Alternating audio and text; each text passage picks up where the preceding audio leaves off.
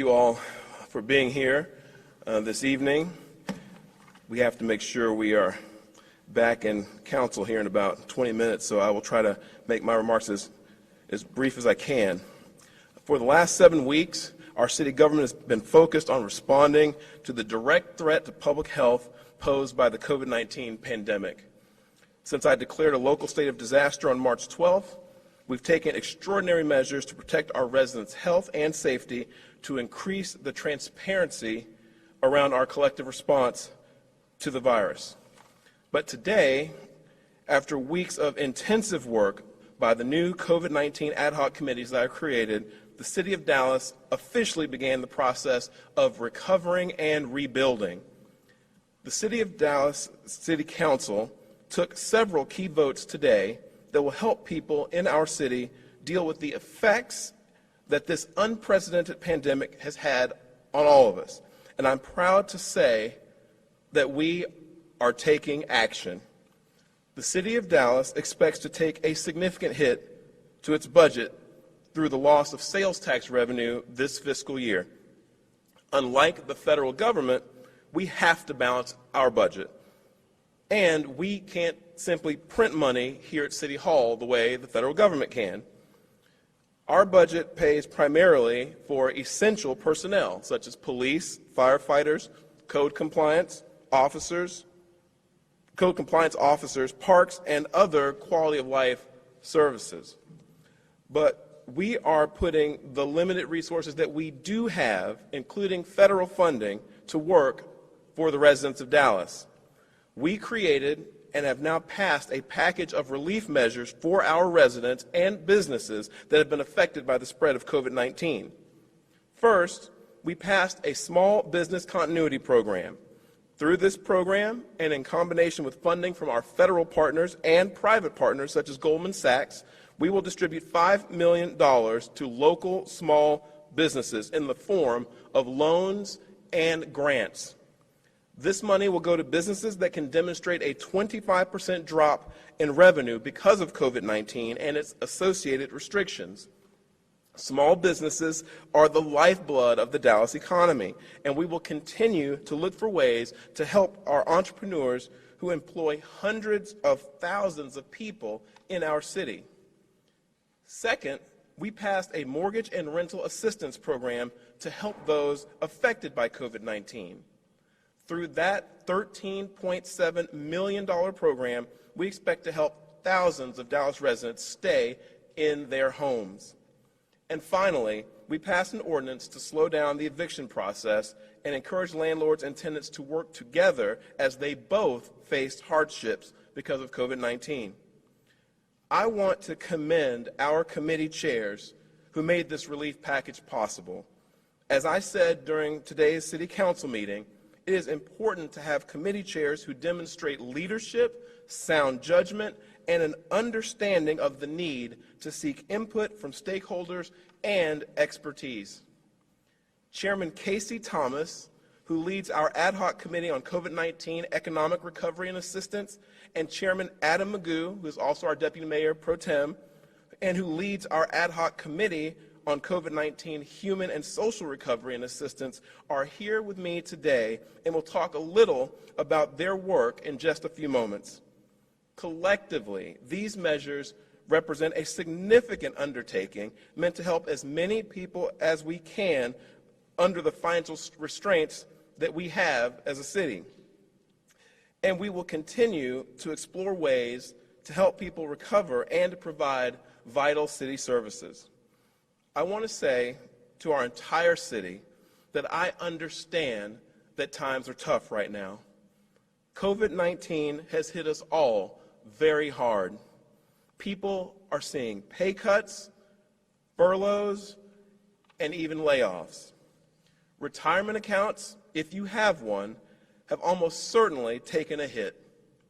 Parents are juggling work and taking care of their kids who aren't in school right now. And people are worried about the health and welfare of their parents. We're all growing weary of seeing our friends through video chats rather than in person. However, this will end. probably not all at once, and things may not be exactly as they were before, but our lives will go on. We are looking at how to move forward while maintaining public health as our primary concern, and I want to assure the residents of Dallas that your city leaders are doing all we can to help you recover and rebuild. I've been in touch regularly with County Judge Clay Jenkins, Governor Greg Abbott, Senator John Cornyn, Senator Ted Cruz, members of our congressional delegation, and local business leaders about how to move our city forward economically. We're also trying to make progress with testing. Walgreens this week will open a drive-through testing site in southern Dallas at 2060 South Buckner Boulevard. I advocated for this site through our federal partners, and I'm thrilled that we'll be adding testing capacity to our city, and we'll announce more details about that soon. This and other increases in testing, preventative measures such as frequent and thorough hand washing, and a continued emphasis on social distancing and physical distancing will be key. We must continue to heed the advice of doctors and analyze the best available data as we make decisions in the days and weeks ahead. I believe we are making progress every day, but I know every day during this pandemic feels like a week. These are undoubtedly difficult times that have shaken who we are and in many cases cast away the lives we had envisioned for ourselves this year. I know personally that this wasn't what any of us up here thought we'd be working on a year ago during the City Council campaign season. We all had big hopes and ambitions to help our city advance even further in what could only be described as a booming economy here in Dallas. We believed we were elected to fulfill our grandest visions and bring our boldest dreams to fruition. But our job now is to lead and to serve amidst a genuine crisis. And this moment demands that we rise to meet the challenges before us. And we will. And I believe that we've done so today. So I want to say thank you. And with that, I'm going to turn it over to Chairman Adam Magoo, who's also the Deputy Mayor Pro Tem of the City of Dallas. Deputy Mayor.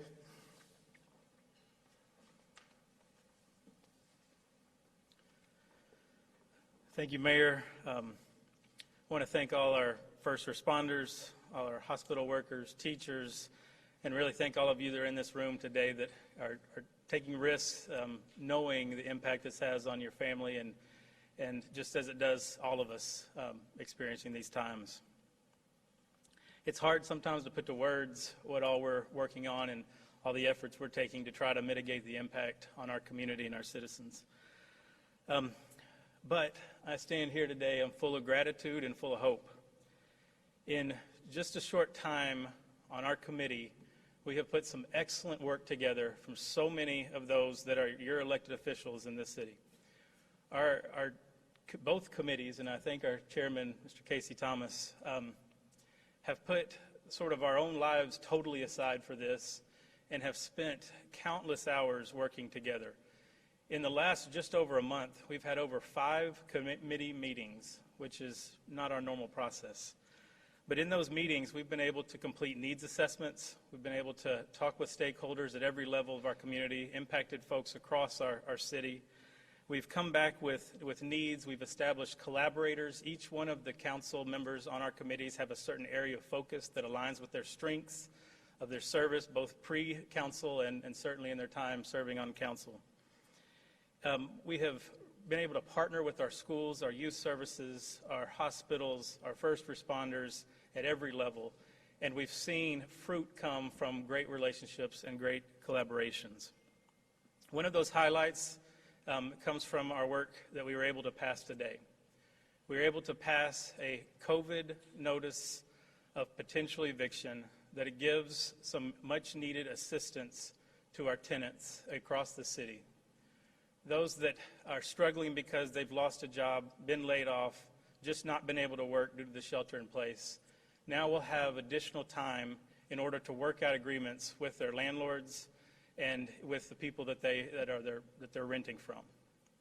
And so we struck, I think, a good balance between protecting the needs and interests of those that run and operate our multifamily communities, as well as those that are residents.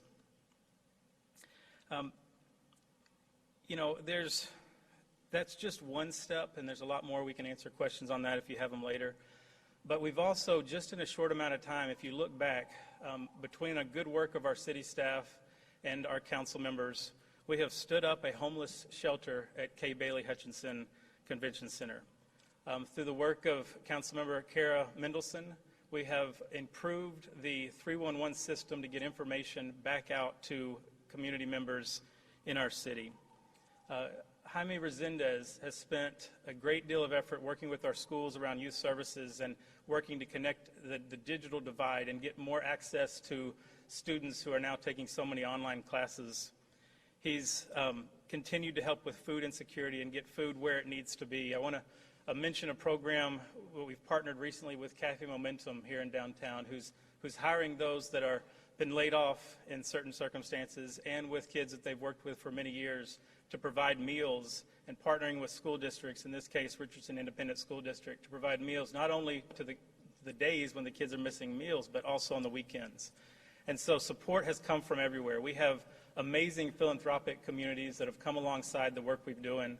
I want to specifically mention United Way, Susan Hoff, Wendy Burton, Frostwall Booker Drew, so many that are connecting through North Texas Cares and other opportunities to work and serve and be flexible about how money has been spent and allocated to our nonprofits and those that need it, that are serving all those. I want to thank Chairwoman Gates, who's really worked with our hospital and healthcare systems to navigate all the different changes and make sure we're looking at the flattening the curve and the numbers that are out there. She's worked with Dr. Tim Bray through our committee to really look at some of those assumptions and make sure that we're getting the absolute best information that we can to our community and our city here in Dallas. There's a lot of great work that we're doing, but I also want to mention something that's coming up. What I've been hearing as much from some of the hospitals as some of the issues with COVID has been the need for mental health assistance. We are working now, and we'll get some more information tomorrow at our committee meeting from a group EdCore, who's working on putting in mental and behavioral health clinic in southern Dallas.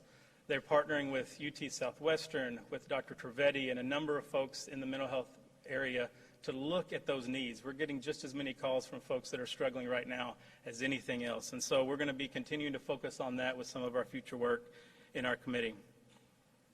Again, I want to thank the mayor for your confidence in me and in our council to take these issues and to move some of these issues forward as quickly as we possibly can. Dallas is a city where we love our neighbors. Sometimes that means showing up for each other, and sometimes it means staying home. But now more than ever, we need to care for each other in new ways, and I'm seeing that each and every day. Whether it's businesses changing their business model, neighbors coming out and helping, delivering services to some of those most in need, whether it's our seniors or children. We are all struggling in some way, but we all now get to be part of what I believe will be an amazing turnaround and will be part of creating a new Dallas and part of the greatest comeback in the history of our city. And that's exciting times, and I'm thankful to be doing that with my colleagues around this council, with Mayor Johnson, and with Chairman Casey Thomas, who I believe is coming up next. Thank you.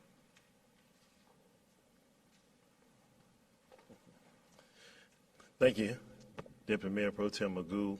Thank you, Mayor Johnson, for your leadership.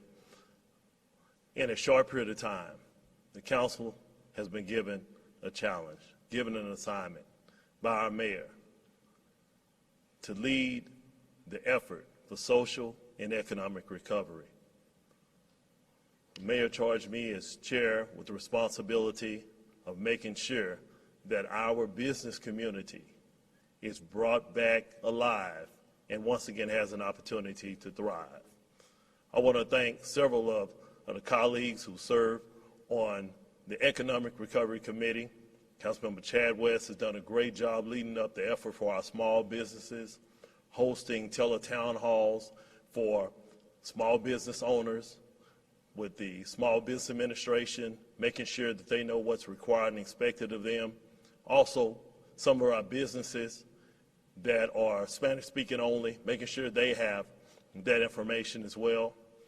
Mayor Pro Tem Adam Madrano, who's in constant contact with our chambers of commerce, making sure that they're informed of what the city is doing. The city is aware of the resources that are available, our loans, grants, and things of that nature. Today, we passed two extremely important items that's going to benefit our residents. The mayor spoke about one in particular. We're calling this Putting Our People First, Dallas's Economic Recovery Package. We talked about the rental and mortgage assistance recovery. That's going to provide an opportunity for individuals who have lost a job at no fault of their own to have an opportunity to get rental assistance. That's going to be assist in helping them get through this crisis. These dollars will go directly to the landlord or to the bank or to the utility company. And so very soon, you'll be hearing more information about this particular program that we launched and approved today. And then secondly, we've been hearing from our small businesses and how bad they're hurting. And we feel their pain. And so in an effort to address that, we passed today a $5 million initiative, what we call our Small Business Continuity Fund.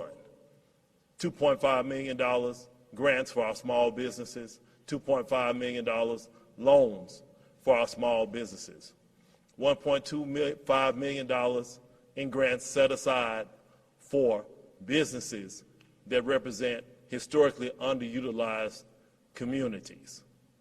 We want to make sure everyone has a fair opportunity to come out of this better than before. I have a saying, leaders lead during a crisis, and I've seen all 15 of my colleagues, 14 colleagues and the mayor, lead in a way in which we would not have had an opportunity to show our leadership skill before that. Councilmember Bazadua leads our effort with hotels and restaurants. Councilmember Kleiman, we know he's the watchdog. He's making sure our budget is not impacted any more than it has to be throughout this process. Councilmember Blackman is making sure that we know what state and federal dollars are available. Our mayor is making sure that he's in constant contact with our state and our federal elected officials and government to where we get all the resources here that we need in order to make sure we serve you. Dallas is a resilient city. Dallas has always been a resilient city, and only when you get hit do you get a chance to show how strong you are. And Dallas will bounce back as Dallas has never done before. Thank you, Mr. Mayor. All right, we'll open it up to questions if anyone has any.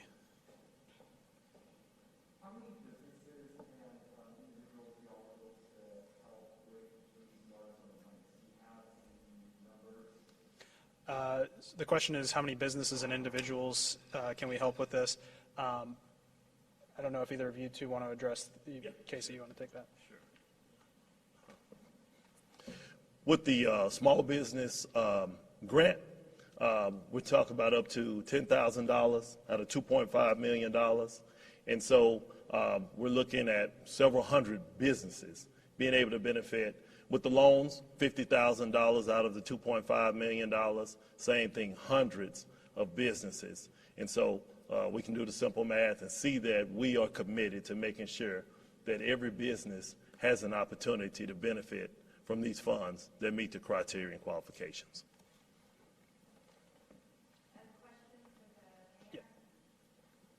Go ahead. I'll repeat it back. Yeah.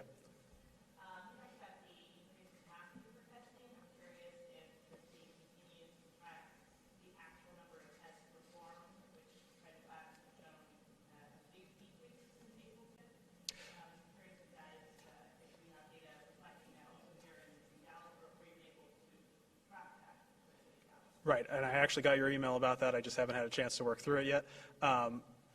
He can answer that as well, but I'll tell you, we had a complication on the spreadsheet that we're working on.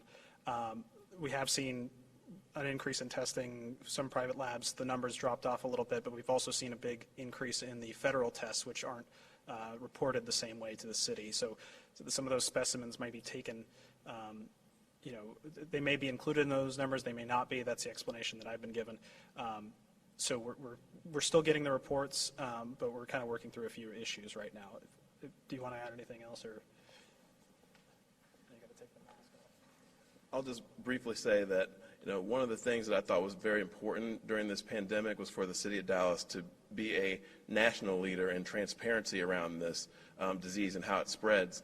I was not happy with the information that was not available about testing availability in the city. So one of the 2 orders that I made related to public health were around testing, and I wanted to make sure that we had an idea, at least in the city of Dallas, all the testing that was being done by public or private labs. So that's something that we've been collecting from the very beginning. Essentially, my first order included that requirement, and if there's any technical breakdowns or any day that we don't report it, it's because we haven't received it or there's some sort of technical glitch. But it's something that's still being required by the city that everybody report that information to us. And I just think that's really important, because I've always believed that in a situation like this, more information is better, and it helps people process what's going on. They feel more in control when they have that information, and that overall is a good thing. Not everybody saw it that way, actually, initially. Some people were concerned about reporting that information for whatever reason, but I thought it was very important that people in Dallas know what the situation was with respect to testing, and hopefully, we're doing everything we can as a city. It's limited what we can do. We're not our own health authority. We don't operate our own health authority like they do in some Texas cities. San Antonio, Austin, for example. We rely on the county for help, but I thought it was very important that we do what we could to try to increase testing here. So I reached out to our federal partners and to Walgreens to try to bring us additional testing, particularly in the southern part of our city, since we know that there appear to be some disparities in terms of who's not only contracting the virus, but who's actually perishing from the virus. So we wanted to make sure that we had testing in some of our more vulnerable communities from a health standpoint, and that's why that first Walgreens location in North Texas is coming to southern Dallas. So that's.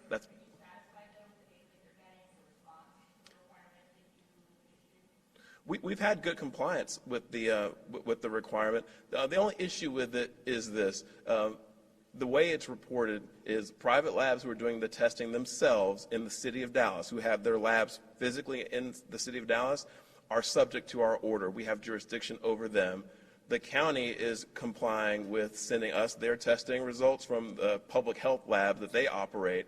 But specimens that are collected at our mobile testing sites that are then sent off site out of the city of Dallas to be processed are not reflected in our testing numbers. We collect those specimens, and so we know how many specimens we've collected, but there's not a perfect alignment with the tests that are performed, because they're not performed here. And that's just a matter of how our jurisdiction works and at what we can reach. So it's not perfect, but it gives us a better sense than pretty much anybody else has got of how much testing is going on in the city.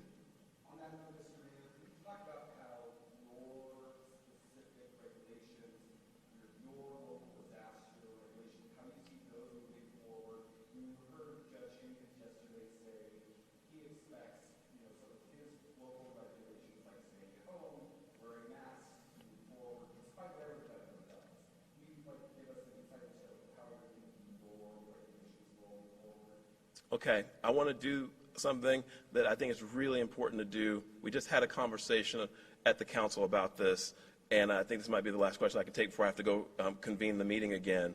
But there is a difference between being under a state of disaster, which I declared on March 12th, and any orders that have been issued pursuant to that declaration of disaster. So I declared a disaster on March 12th, and the City Council moved to extend that disaster declaration just now, actually, to match whatever the governor of Texas orders at the state level in terms of the duration of the state of disaster. So now we are going to be aligned in Dallas with the state of Texas in terms of the duration of the disaster. That is not the same thing as saying we are going to extend any stay-at-home orders or any other orders to that date. That's a different question. As of right now, the current order that is in place that I've issued 4. 2 of them were the ones I mentioned before. One that orders testing, the other that orders, so we have a testing one, and we have one that's related to, what's the hospitalizations in terms of ICU beds and ventilators was the second public health order, and the rest were just aligning the city of Dallas with Dallas County and a couple of sort of city government housekeeping items. So the cancellation of board and commission meetings for the time being, the cancellation of standing committees for the time being. So our orders from a public health standpoint are basically the same as the county's orders. But now what has to happen is if there's going to be any extension of those public health orders, like the stay-at-home orders, beyond the date that was in our last order, which was April 29th, that is going to have to be done on an emergency basis by either the city manager under our city code, or I could do it under state law. But essentially what we've decided is to keep things as close to as normal course of business at the city of Dallas. Those will be made by the city manager in consultation with the city council. So the decision to extend stay-at-home beyond the 29th is a decision that will be made by the city manager in consultation with the council pursuant to city code. So that's a long answer, but that is the absolute factual situation that we're in. So that's the next step, is to determine after April 29th if we're going to extend any of those orders. But that's different than the disaster declaration itself, which we've agreed to extend today to match the state's disaster declaration. Well, I think we're going to ask people to do is to follow the guidance from our local health authority. We have very, very talented doctors over at the county. Dr. Wong is someone I think everyone knows now by name. That's who we look to for guidance, and we are going for on health issues. And we look to the state and the doctors there as well. So that is our situation in terms of where we get our expertise from.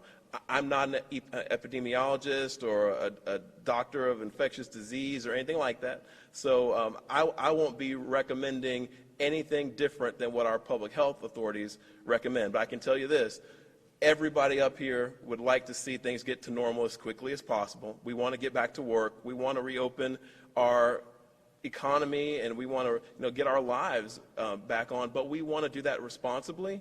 And I think my personal belief is that that's what everybody wants, and there maybe is some there's some politics going on in terms of how people are talking about this, but I think everyone wants to get back to normal. We're just going to make sure here in Dallas that we recommend to people what's safe for them to do.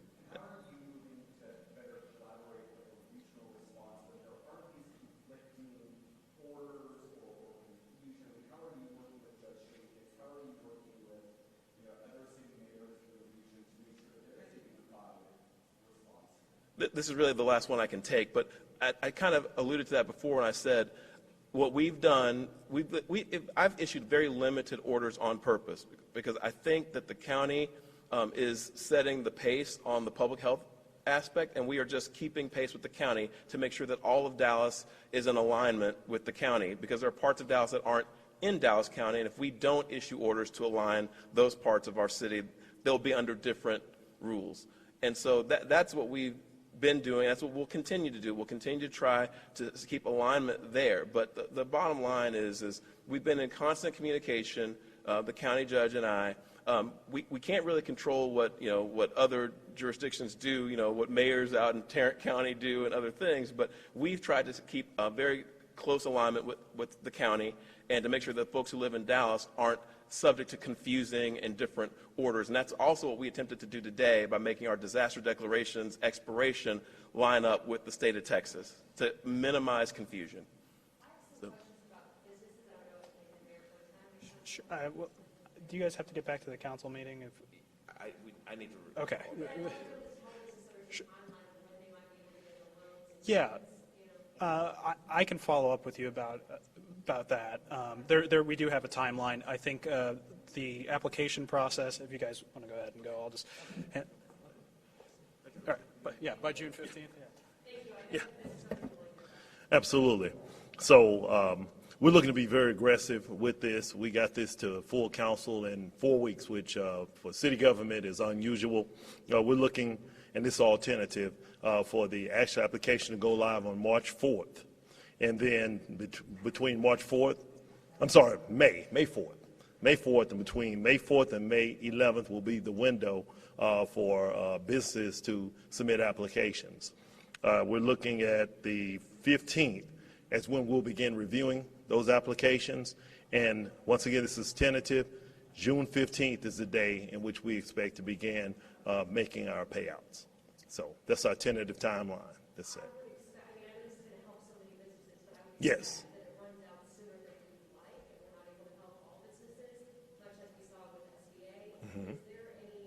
information right now about more money, federal dollars, that there could be a Right. second round of this? Well, we're hoping, as you probably know, the Senate just passed a bill, and hopefully the House will be passing that same bill on tomorrow. And we're hoping that we can get some of those funds here as soon as possible. That way we can supplement and add to the funds that we already have, the $5 million, which is from the CARES Act funds. And we'll be able to get more dollars from the federal government so we can continue to make sure our businesses have a chance to thrive and be successful. And what's the process to make sure that it's distributed fairly? Well, that's what our CFO will be doing in making sure that in terms of the dollars, but our Office of Economic Development will have a process in place. We want to make sure people are thorough in completing the application. We're going to use our social media. We're going to use our email list. We're going to use all of our means of communication in order to make sure every business knows what the qualifications are, what the criteria is, and they get a chance to complete and submit their application in a timely manner, and first come, first serve. As you know, once the funds are gone, the funds are gone. I think you also mentioned earlier the $1.25 million that's set aside for historically underinvested communities. So there's an element of fairness built into that, I think, but you also have to ensure that the process is solid, and we'll be doing that. Are there any other questions or anything that you think?